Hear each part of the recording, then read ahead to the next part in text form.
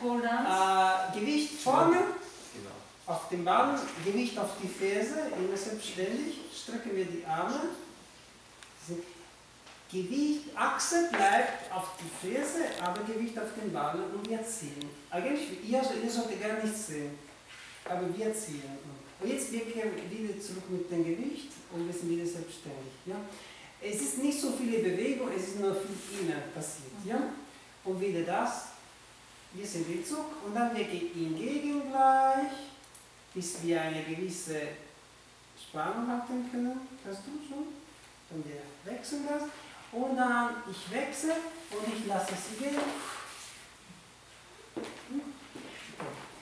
Jetzt ich komme hier, ich kann mein Bein schon heben. Noch nicht. Okay. Jetzt. Oh, Becca, okay, jetzt gehen wir hier. Non mi tirare, fatti lasciare. Okay. Wir sind hier gegangen. Ich habe diese Parade. Dann bin ich hier. Meine Hand hat so gemacht. Und ihr zu zeigen, jetzt bitte nicht mehr aktiv gehen, aber passiv geführt werden. In der Achse, ja? Und ich führe sie hier von dieser Achse in diese kleine Rotation hier. Um mich herum. Aber ich kann nur bis hierher. Okay? Jetzt, ich kontrolliere, dass die Becca mit dem Ballen, äußere Kante vom Ballen dreht. Und dann kann ich hier gehen und dann hier wieder stoppen. Okay, nochmal wiederholen wir das. Hier. Ein Schritt und Schritt. Okay?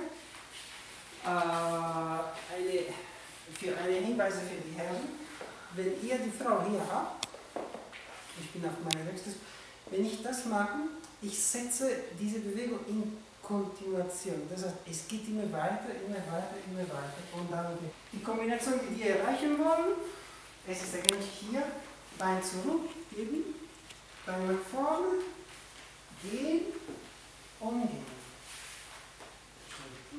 So gefährlich ist es. Da.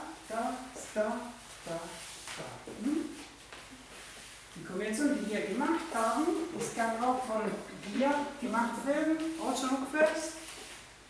Und hier die Wechselposition, Variation der Achse und hier.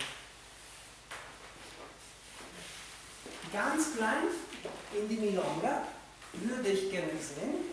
So. Ganz klein. So. Und trotzdem ist es schon mal Und auf die andere Seite auch.